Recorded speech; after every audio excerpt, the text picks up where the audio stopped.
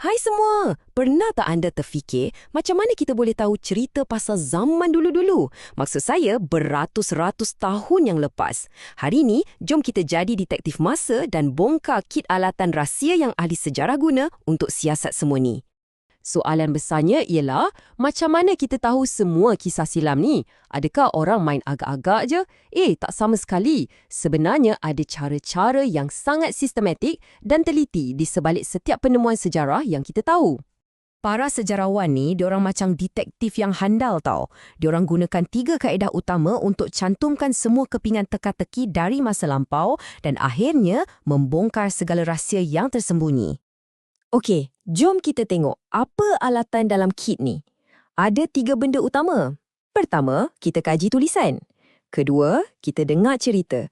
Dan ketiga, kita gali artifak. Bunyi macam best kan? Setiap satu ni macam buka pintu yang berbeza ke dunia silam. Jom kita mulakan dengan yang pertama.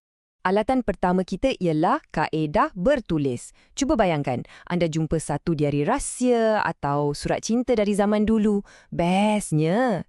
Inilah caranya kita dapat tengok sejarah melalui mata orang yang hidup pada zaman tu sendiri, yang tulis atau pahat kisah mereka. Jadi, secara rasminya, kaedah ni ialah kajian maklumat daripada apa-apa sahaja sumber yang direkodkan. Ia bukan setakat buku je tau, tapi apa-apa saja yang ada tulisan atau pahatan, atas batu ke, daun ke, atau dokumen rasmi. Kerjanya macam cuba fahamkan kod purba yang boleh cerita pasal kehidupan, undang-undang dan kepercayaan mereka. Dan kita ada contoh-contoh yang sangat hebat dalam sejarah kita sendiri. Kita ada daun lontar yang macam perpustakaan mini masyarakat dulu. Catat semua benda, dari budaya sampai ubat-ubatan. Lepas tu, ada batu bersurat Terengganu. Bukti paling awal Islam kat sini yang siap ada undang-undang syariah dari tahun 1333 lagi.